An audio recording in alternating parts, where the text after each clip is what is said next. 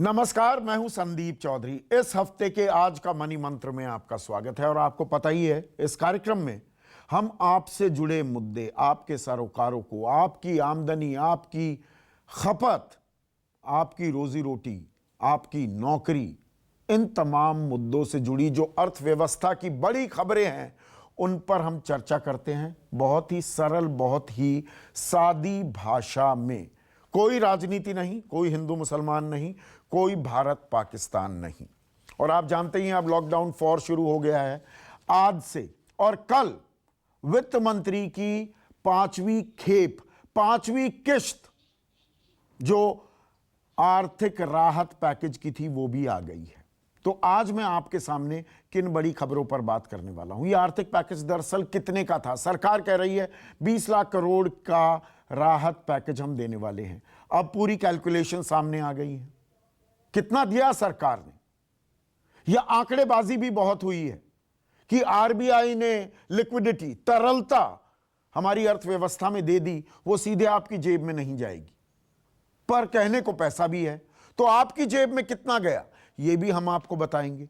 किसको कितना मिला, कितना नहीं मिला, कौन नाराज है, कौन खुश है, ये इन तमाम बातों पर हम बात करने वाले हैं। अर्थव्यवस्था दौड़ने लगेगी क्या?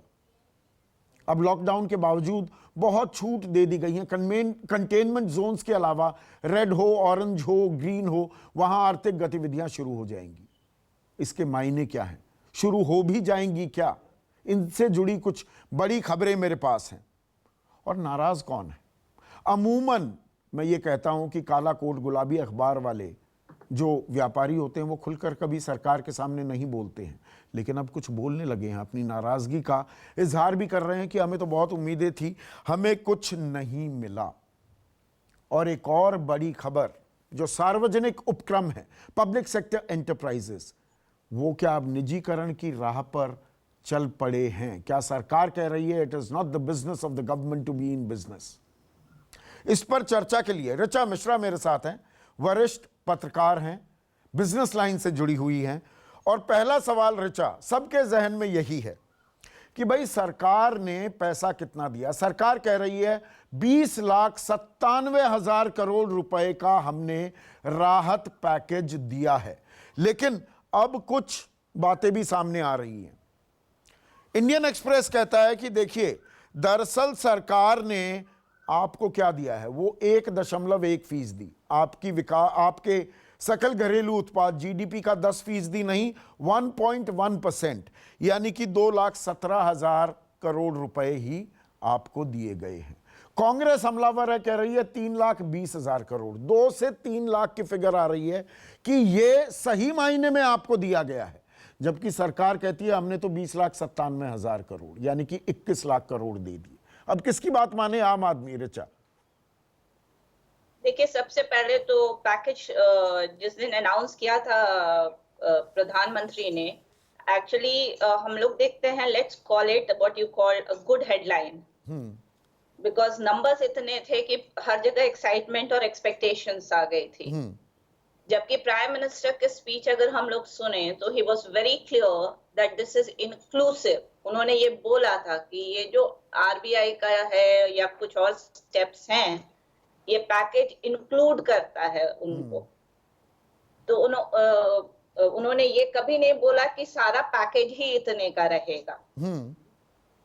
अब उसके बाद हम आते हैं, ब्रेक स्टेप बाय स्टेप करते हैं कि जो 5 ट्रांच आए उसमें कितने में सरकार की स्पेंड्स है। हम अगर देखें टेक्निकली तो वित्त मंत्री ने अराउंड 54 मेजर्स अनाउंस किए टोटल में। उसमें अगर हम लोग देखते हैं, उसको फर्दर डाइसेक्ट करते हैं, तो हम लोग फाइंड करते हैं कि करीब 24 जो हैं उसमें लिक्विडिटी या फिर गवर्नमेंट का कुछ स्पेंड जा रहा है। So I would rather, हम लोग इसको देखना चाहेंगे more as a reform stimulus than a relief package। तो राहत नहीं है, रिफॉर्म है। सुधार करने पर ज्यादा तरजीह और ज्यादा तवज्जो थी सरकार की। लिक्विडिटी आई, वो कहने में आपने बिल्कुल सही शब्द इस्तेमाल किया कि हेडलाइन के तौर पर, सुर्खियों के तौर पर अच्छा लगता है कि 20,97,000 करोड़ है, लेकिन दरअसल जो सही मायने में दिया गया है वो कम है। अब ऐसे में आम आदमी ये जानना चाहेगा ऋचा, आम आदमी की जेब में कितने पैसे आए हैं दरअसल। अब मजदूरों की बात होती है, बेरोजगारी का आंकड़ा 14 करोड़ तक पहुंच गया, इंडस्ट्री भी बहुत पैसा चाह रही थी, तो पैसा आया कितना है।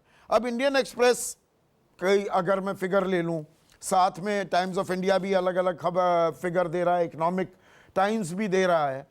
मोटी कल की अगर हम बात करें, 40,000 करोड़ मनरेगा में चले गए, या 3,000 करोड़ रुपए आप जो 2 महीने और के लिए प्रावधान कर रहे हैं लोगों के लिए, गरीबों के लिए, 8 करोड़ गरीबों के लिए, कि भाई 5 किलो अनाज आपको मिलेगा, और वो चावल हो, गेहूं हो, और साथ में 1 किलो चना, तो उसमें 3,500 करोड़ मिल जाएंगे।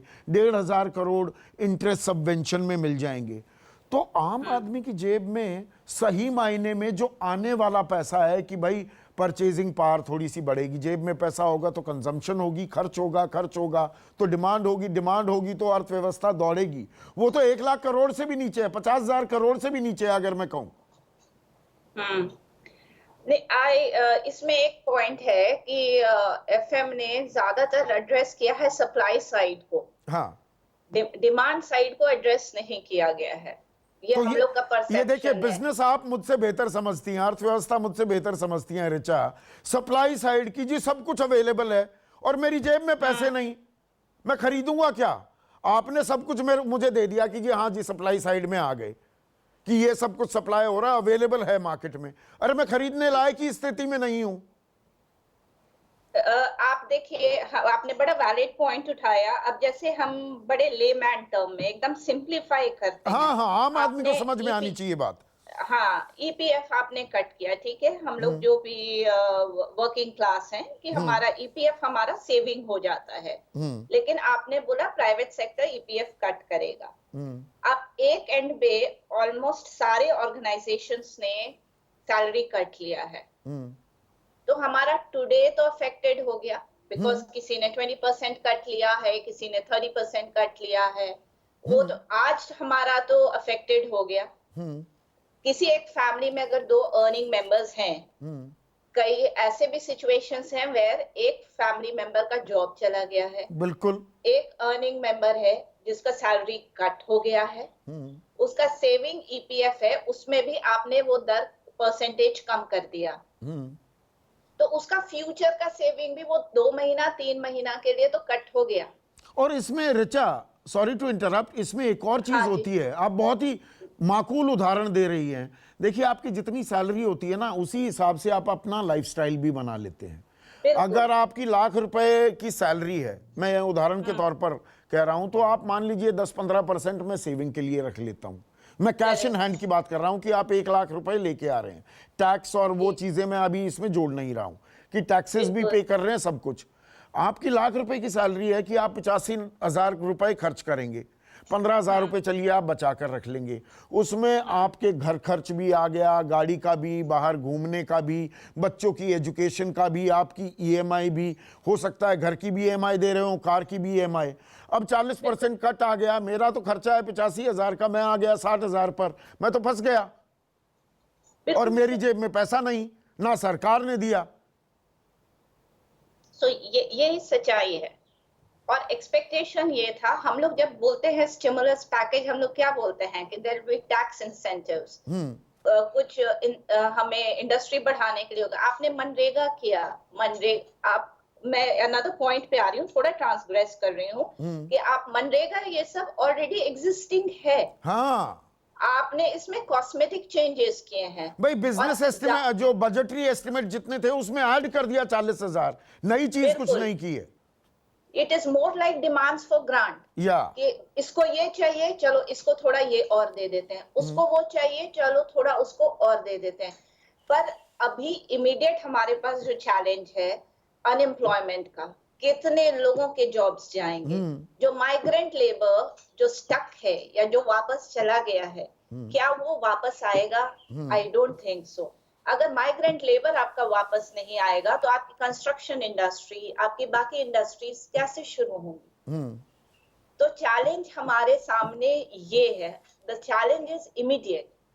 बिल्कुल, decisions हुए तत्काल आपको हैं, जो जरूरत थी, देखिए ये मैं हाँ, कहता भी आया हूं अपने कार्यक्रम में कि किसी को हो गया है अल्सर, तो अल्सर की ट्रीटमेंट नहीं दी जा रही, कहा जा रहा है 3 साल बाद आप बहुत हट्टे कट्टे हो जाएंगे, मैराथन भी दौड़ने लगेंगे। तो बिल्कुल अल्सर की ट्रीटमेंट बिल्कुल नहीं हुई है। आम आदमी की जेब में, गरीब हो, मजदूर हो, नौकरी पेशा, मिडिल क्लास, उनकी जेब में पैसा नहीं आया है जो उम्मीद लगाए बैठे थे। डायरेक्ट बेनिफिट ट्रांसफर नहीं आया है, या टैक्सेस में आपने बिल्कुल ठीक कहा कि वहां कुछ छूट मिलती, पर वो देती कैसे सरकार? टैक्स रेवेन्यू तो घट रहा है, इसीलिए आपकी जो बोरोइंग है 7,80,000 करोड़ की, उनको तो 12 लाख कर दिया, क्योंकि आपका बिल्कुल लगभग 1-1.5% of your GDP, which is like 2.5 lakh से 3 लाख करोड़ का आपका टैक्स रेवेन्यू घटने वाला है, उसी को बराबर कर दिया है 4,20,000 करोड़ रुपए और बढ़ाकर अपनी बोरोइंग। बिल्कुल करेक्ट? मैं गलत तो बिल्कुल। नहीं समझ रहा हूं खबर नहीं को? नहीं, बिल्कुल नहीं, बिल्कुल नहीं। पर वही जैसे अभी हम लोग दोनों बात कर रहे हैं, तो पॉइंट ये है, मुद्दा ये है, और मोदी जी से एक्सपेक्टेशंस हमेशा हाई रहती हैं, बिकॉज बिल्डअप इतना है, हाइप इतना है। तो इसलिए मैंने बोला कि जब रात को उन्होंने बोला, इतना ये नंबर दिया, this figure became a magical figure. और उस दिन अगर आप अपना रिप्ले करें तो आप फाइंड करेंगे कि जितने भी इंडिया इंक के दिग्गज थे, सबको ही था, ओ ब्रिलियंट, वी वेलकम। किसी ने तो इस हद तक कहा कि अब मैं मुस्कुरा सकता हूँ। हाँ हाँ, मैंने सबकी खबरें चलाई। आनंद महिंद्रा कह रहे थे कि इकोनॉमिक हाराकरी हो जाएगी, मतलब आर्थिक खुदकुशी हो जाएगी इस घोषणा से हाँ पहले, और उसके बाद कहा अरे बल्ले बल्ले हो गया, आज रात को तो मैं सो नहीं पाया। के हाँ। मिस्त्री, मैंने सबके बयान चलाए थे इसी कार्यक्रम में। और आज संडे के बाद आज आप रिएक्शंस देखिए। हाँ, और इसमें एक बड़ी खबर है, यहां पर एक पोल किया है, बिजनेस स्टैंडर्ड ने ये पोल दिखाया है, सीईओ पोल। और मैंने शुरुआत में भी ऋचा ये कहा, काला सूट गुलाबी अखबार वाले जो है ना, सरकार के खिलाफ जल्द कुछ बोलते नहीं है। बिजनेस पेपर्स, मैं ये गुलाबी अखबार, पिंक पेपर्स जो है ना, ये नहीं बोलते हैं, लेकिन आज के अखबार थैंक में गॉड बहुत सारी, business line is a white paper. I know but pink papers नहीं बोलते हैं। पर आज बहुत ज्यादा खबरें इस तरफ हैं कि भाई आम आदमी को कुछ नहीं मिला है, जो स्टिमुलस की, फिस्कल स्टिमुलस की बात थी वो नहीं मिला है, मॉनेटरी स्टिमुलस मिला है। अब sector specific steps must, says India Inc, यानी कि सेक्टरों के हिसाब से, कि भाई हॉस्पिटैलिटी है, रियल एस्टेट है, स्टील है, अलग अलग सेक्टर्स को कुछ देना चाहिए था। और इसमें दिलचस्प बात क्या है ऋचा, कि पूरे अखिल भारतीय स्तर पर यह पोल हुआ, 25 लीडर्स से, इंडस्ट्री लीडर्स से बात की इन्होंने, और अब भी इनमें से 64% ने कहा कि ये जो राहत पैकेज दिया है ना, इससे हमारी अर्थव्यवस्था को पुश मिलेगा। लेकिन 88% ने, ये लेकिन के साथ 88% ने कहा अरे भाई अलग अलग सेक्टर के हिसाब से भी कुछ देते, वो आपने दिया नहीं। और इसमें 6 यहां पर इन्होंने सवाल पूछे थे। Will the stimulus measures boost the economy, अर्थव्यवस्था उभर जाएगी क्या? 20% ही कह रहे हैं हाँ। Were you expecting more sector specific stimulus, की अलग अलग सेक्टर के हिसाब से आप राहत देते? तो 8% कहते हैं कि हाँ, इस बात की हमें उम्मीद थी। Will the ease of doing business improve, 24% कहते हैं हाँ। Will your MSME supplier customers benefit, सिर्फ 8% कह रहे हैं कि हाँ फायदा होगा, सिर्फ 8%। और सरकार का big bang so called reform है कि हम 3 लाख करोड़ रुपए दे रहे हैं, इसके अंदर गवर्नमेंट गारंटी भी देगी, आपको किसी तरह का कोलैटरल नहीं देना होगा, और ऑटोमेटिक रूट से हम दे रहे हैं। 8% कह रहे हैं कि एमएसएमई को फायदा होगा। और उसकी एक वजह है, आप ये फिर हमें वो पॉइंट आपको याद होगा जब मिस्टर जेटली ने अपना थर्ड बजट दिया था, third he if I am not wrong, और उस समय फिर उसके बाद मेरी उनसे जब बात हुई थी तो उन्होंने एक बहुत पर्टिनेंट पॉइंट मुझे बोला था कि my biggest challenge is liquidity and banks spending. अब एक पार्ट तो इन्होंने एड्रेस किया, आरबीआई अपने तरीके से कर रहा है, पर अभी जो बैंकिंग सेक्टर का सिचुएशन है, क्या हमारे बैंक्स लेंड करेंगे? यही तो सवाल है। ये मैं सवाल 1.5 महीने से, बल्कि 1 महीने से मैं पूछ रहा हूं। आप long term repo operations CRR में 1% कट करके लगभग 1,37,000 करोड़ आ गए। आपने रिवर्स रिपो, वो मैं दर्शकों को समझा चुका हूं, अगर आपके पास ज़्यादा पैसा है बैंकों के पास, सेंट्रल बैंक में पार्क कर देते हैं तो कुछ ब्याज मिलता है, उसको रिवर्स रिपो कहते हैं। वो 4.9%, 4.9% से अब 3.25% कर दी गई है। 8 लाख करोड़ रुपया आया, पर किसी बैंक ने एमएसएमई या किसी और को देने से इनकार कर दिया। कहा भैया आरबीआई तुम कम ब्याज देते हो, कम ब्याज ही दो, हम तो आप ही के पास रखेंगे पैसे। वो आज दे देंगे क्या इनको? तो द पॉइंट इज कि अभी मोरल बूस्टर भी चाहिए, तो उसको let us put it this way कि सिर्फ इकोनॉमिक स्टिमुलस नहीं चाहिए, we need a socio economic reform. हाँ, वेयर आपका पूरा स्ट्रक्चर जो है इट इज लिंक्ड, आपको हर चीज को एड्रेस करना है, स्टेप बाय स्टेप जाना है। आप एक दिन में कुछ नहीं कर सकते हैं। और अभी इमीडिएट रिक्वायरमेंट जो है देश की, ठीक है आपने हेल्थ सेक्टर को दिया, मैं फिर थोड़ा ट्रांसग्रेस कर रही हूँ यहाँ, आपने कुछ पैसे दिए हेल्थ सेक्टर को, पर क्या वो आपके बेनिफिशियरीज को जा रहा है? हाँ, क्या आपने ये कोविड पीरियड यूज किया है पूरा अपने हेल्थ इंफ्रास्ट्रक्चर को इम्प्रूव करने के लिए? ये वो वाली बात हो गई, मैं बीच में फिर रोक रहा हूँ ऋचा। जैसे वो कहते थे ना, सालों तक ये डिबेट चल रही है और चल रही थी, भाई किसानों को बड़ी सब्सिडी मिलती है, किसानों को बड़ी सब्सिडी मिलती है। ये यहाँ पर कॉरपोरेट इंडिया का, इंडिया और भारत अगर मैं डिफरेंस कर दूं, इंडिया का एक ये लगातार ही होता है कि अरे भाई कितना टैक्स में बेनिफिट, कोई इनकम टैक्स नहीं लगता किसानों पे, इनको तो सब्सिडी मिलती है। सब्सिडी लेते कौन थे? फर्टिलाइजर कंपनियां ले जाती थी, खाद तो किसान को तो वैसे ही महंगा खरीदना पड़ता था, वो सारा का सारा पैसा या फायदा उठा ले जाती थी fertiliser industries. Correct me if I am wrong. Yes yes. तो अभी देखिए उसमें क्या हुआ, आपने डीबीटी को एक्टिवेट किया। DBT LPG is a very fine example कि अगर हम चाहें तो हम कर सकते हैं।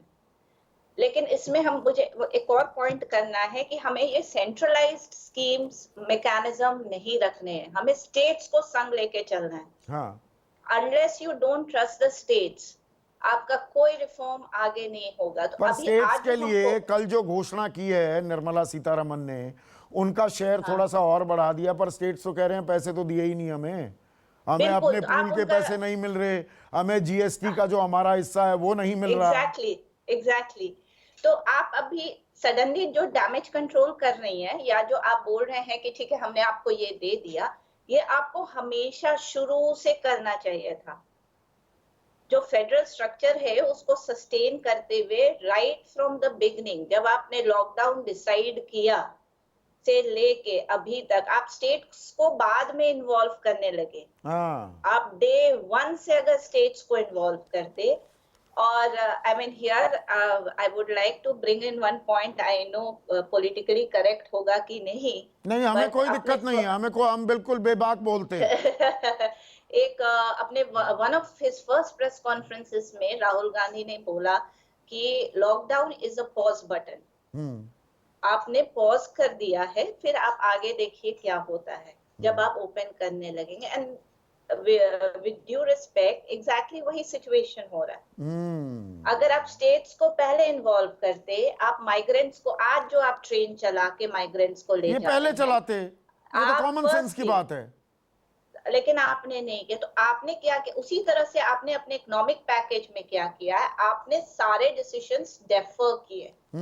आपने 6 महीना टाइम किसी चीज में दे दिया है कि आप अपना रीपेमेंट इतने 3 महीने बाद तक कर सकते हो, आप ये चीज इतने दिन बाद कर सकते हो, but end of the day तो मुझे देना ही है। यू आर नॉट बिल्कुल, राइटिंग इट और ऑफ। इसी से जुड़ी खबर है, और जो मैं ये बिजनेस स्टैंडर्ड का पोल के बारे में जिक्र कर रहा था ऋचा, एक सवाल ये भी पूछा गया, do you think farmers income will improve? किसानों की आमदनी बढ़ेगी क्या? सरकार कह रही है बहुत बढ़ा देंगे हम।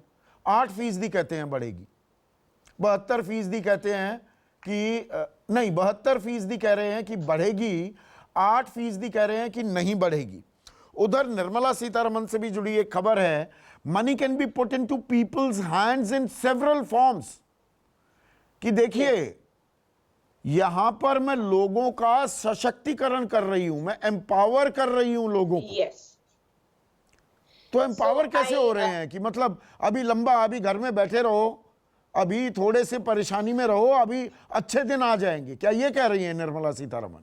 जी, तो जैसे आपने जो ये टर्म यूज किया, तो आई थिंक उन्होंने अपने 4th प्रेस कॉन्फ्रेंस में ये बोला था या 3rd में कि it is empowerment, not completely entitlement. Entitlement भी हम कर रहे हैं।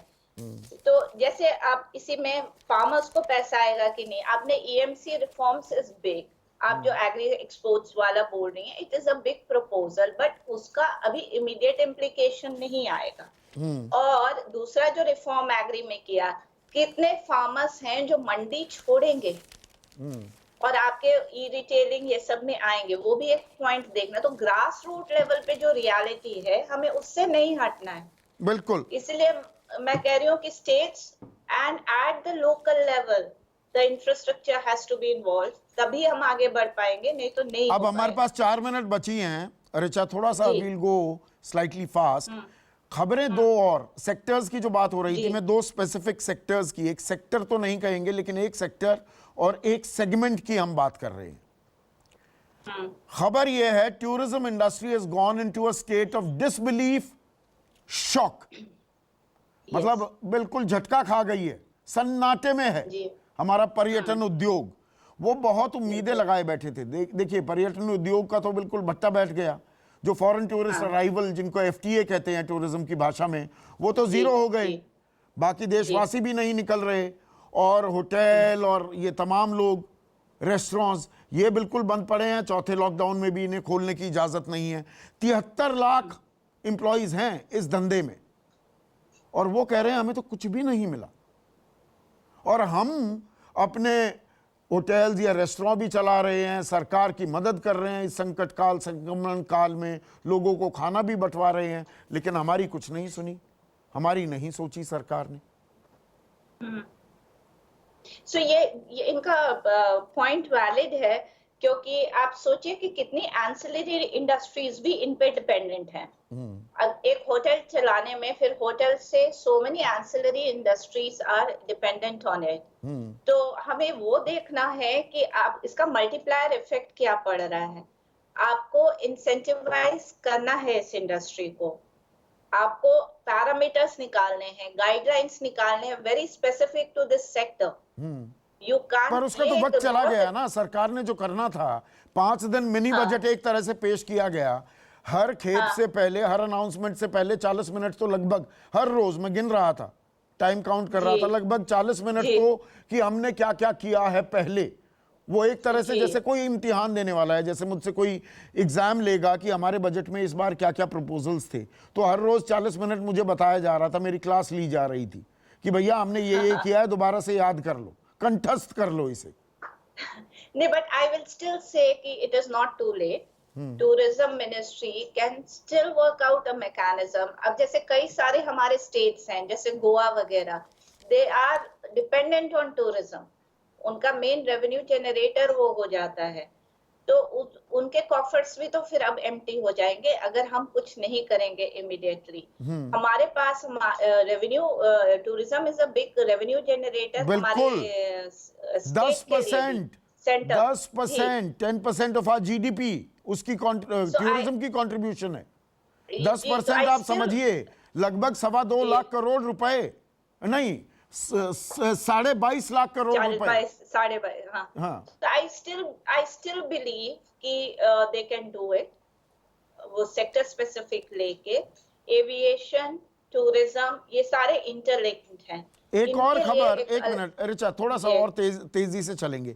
रिटेलर्स, जो हमारे खुदरा व्यापारी है ना, दुकानदार हैं छोटे, हर मोहल्ले में, हर गली में ये लोग हैं, और ये आत्मनिर्भर भारत से बहुत उम्मीद लगा रहे थे। ये आत्मनिर्भरता की बात थी, क्योंकि इस राहत पैकेज में, और आत्मनिर्भरता की नींव में इन खुदरा व्यापारियों की, इन दुकानदारों की, अगर मैं शब्द बड़ा सरल सा इस्तेमाल करूं, बहुत बड़ी भूमिका है। 46 मिलियन, 4 करोड़ 60 लाख लोग ये दुकानदार हैं। पर दुकानदारों के लिए भी, रेहड़ी पटड़ी और ठेले वालों के लिए उन्होंने कहा है 50 लाख के लिए कि भाई हम कुछ आपको देंगे, 5,000 करोड़ के करीब, 10,000 हर ठेले वाले को, खुदरा वाले को, ठेले वाले, रेहड़ी वाले को। लेकिन दुकानदार के लिए तो अज्ञान, कुछ नहीं। वो आत्मनिर्भर कैसे रहेगा? बिल्कुल नहीं रहेगा, उसकी तो दुकान बंद हो गई है। लेट्स बी वेरी ऑनेस्ट, उनकी तो दुकान, तो इसीलिए बोला ना कि should be call it a reforms package और should be call it a relief package. आपने किसी सेक्टर को, किसी सेगमेंट को नहीं दिया, आपने कुछ एड्रेस किए हैं, लेकिन उसका रिजल्ट्स लॉन्ग टर्म में जो अर्बन मिडिल क्लास है या लोअर मिडिल क्लास है, उनको क्या इम्पैक्ट कर रहा है, तो वो तत्काल इन देखना लोगों है। को कुछ नहीं मिला है, भविष्य में नहीं, बहुत सारी या संभावनाएं खुलेंगी, ऐसा सरकार भरोसा दे रही है। एक और खबर जी है, ये सेकंड लास्ट खबर मैं ले रहा हूं।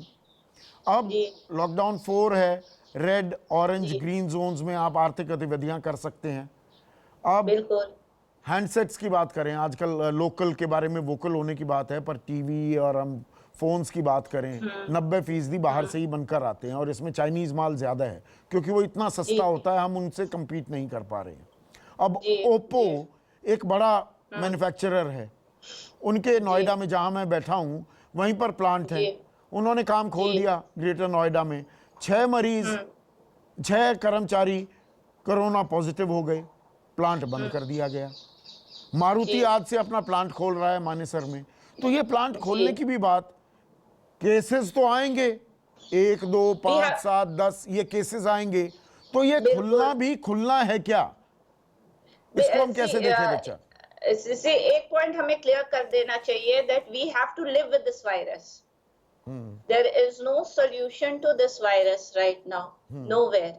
तो उसके since we have to live with it, जैसे हम बाकी अपने डिजीजेस के संग रहते हैं, उसके ध्यान में रखते हुए हमें अपने पैरामीटर्स, अपने गाइडलाइंस, अपने नॉर्म्स बनाने हैं। नहीं, ये नॉर्म्स हमें अपनी एकदम जगह हैं, स्क्रीनिंग होती है, जी थर्मल स्क्रीनिंग होती है, सोशल डिस्टेंसिंग करो, आपने नॉर्म्स बना दिए, पर कोरोना पॉजिटिव मिल गए, अब ओप्पो ने पूरा का पूरा प्लान ठप कर दिया, वही मतलब तो रोक दिया। उसी पे मैं आ रही हूँ कि let us not stigmatise it. Covid is, doctors भी यही कह रहे हैं कि कोविड हो सकता है, किसी को भी हो सकता है, it is just a virus. Let's not make it a stigma. अब मान लीजिए 6 लोगों को निकल गया है, तो आप अपना वो क्वारंटाइन वाला और वो करें, बट क्या इसका ये मतलब है कि पूरा प्लांट शट डाउन कर दें? I really don't think so. नहीं, पर लोग घबराए हुए भी हैं। अब मेरे ही हाँ तो ऑफिस में यहाँ 6 लोगों हाँ को कोरोना हो जाए, कल से मैं ऑफिस आना बंद कर दूंगा। बहुत सारे लोग हाँ ऐसे होंगे, मैं कहूंगा मैं तो बिकॉज नहीं फियर, आता।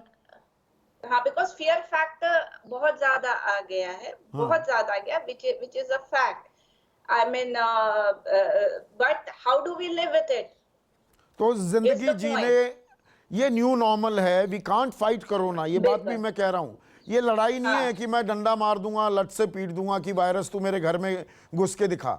ये एक हमारी यस जिंदगी का एक अभिन्न अंग बन गया है, we have to live with it. आखिरी सवाल, मैं एब्सोल्युटली थोड़ा सरप्राइज जी हूं, कल मुझे लगा बड़ी घोषणा की जी है सरकार ने कि जो हमारे हाँ सार्वजनिक उपक्रम हैं, पब्लिक सेक्टर एंटरप्राइजेस, जो आधुनिक भारत की, आजाद भारत की नींव ही इन पब्लिक सेक्टर एंटरप्राइजेस की बिना पर रखी गई। अब करेक्ट सरकार निजीकरण की राह पर चल पड़ी है। मैं थैचरिज्म कहिए या रीगनिज्म कहिए, कि सरकार का काम नहीं है कारोबार करना, जी और सरकार कह रही है कि जो स्ट्रेटेजिक रणनीतिक जो उपक्रम भी होंगे वहां पर भी एक ज्यादा, कम से कम एक या ज्यादा से ज्यादा 4 सरकारी उपक्रम हो सकते हैं, बाकी उनमें भी प्राइवेट एंटरप्राइज आएगा।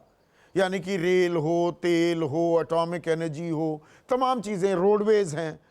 अब सरकारी उपक्रम नहीं चलाएंगे, अब प्राइवेट पार्टिसिपेशन भी होगी। लेकिन मैं देख रहा हूं अखबारों में ये कोई ऐसी सुर्खियां नहीं बटोरी, क्यों?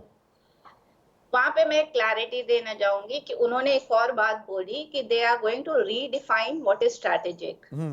तो अभी तो हमें उस डेफिनेशन के लिए वेट करना है। as far as opening of the sector या strategic disinvestment की बात हो रही है कि existing को divest किया जाए, तो आपको याद होगा वाजपेयी जी के टाइम पे was the first strategic disinvestment that happened, yes, Hindustan zinc and Balco. उसके बाद फिर हुआ ही नहीं, फिर बल्कि अभी ये मंत्रालय भी फिर सरकार बदले गए, वो डिसइन्वेस्टमेंट पर इतने कीन थे कि बाद में अरुण शौरी को उसका जिम्मा दिया गया, उस पर जी भी जी राजनीति हुई थी। उसके बाद फिर कई साल बाद फिर शुरू हुआ कि हम स्ट्रैटेजिक डिसइन्वेस्टमेंट करेंगे। इनके फर्स्ट टर्म में तो कुछ हो नहीं पाया। Air India was one which around which बहुत हाइप हुआ था, लेकिन नहीं हो पाया। in some ways I agree कि consolidation होना चाहिए. We are just having too many companies in public sector also जो कि छोटे काम कर रहे हैं. नहीं, सरकार के पास अगर आप डिसइन्वेस्टमेंट करेंगे, सरकार के पास पैसा भी आएगा ना. इस साल के ही डिसइन्वेस्टमेंट टारगेट पूरे नहीं हो पा रहे हैं. So वो इसलिए नहीं हो पा रहे हैं क्योंकि हमारी सरकार जो है पॉलिसी अपनी हर 2 दिन में बदलती है. You have to be consistent with your policy. कोई अंबानी या अडानी आप में क्यों इन्वेस्ट करेगा अगर उनको रिटर्न ऑफ इन्वेस्टमेंट नहीं मिल रहा है, या फिर वो अश्योरेंस नहीं है कि मेरा जो इन्वेस्टमेंट है this is how I am going to be running it. तो काफी चैलेंजेस हैं. इट इज तो अभी सरकारी उपक्रम को लेकर भी और क्लैरिटी की जरूरत है. हालांकि कांग्रेस हमलावर हो गई है. जयराम रमेश ने कल एक ट्वीट भी दाग दिया कि भाई जिसने देश का निर्माण किया, जिस सरकारी उपक्रमों ने, अब उन्हें शमशान घाट ले जाया जा रहा है. बहुत बहुत शुक्रिया ऋचा, आपने वक्त निकाला और एनालाइज की ये खबरें जो आपसे जुड़ी हैं, जो आपकी आमदनी, आपके खर्च, आपकी नौकरी, आपकी अर्थव्यवस्था से जुड़ी है. आज के लिए बस इतना ही. नमस्कार.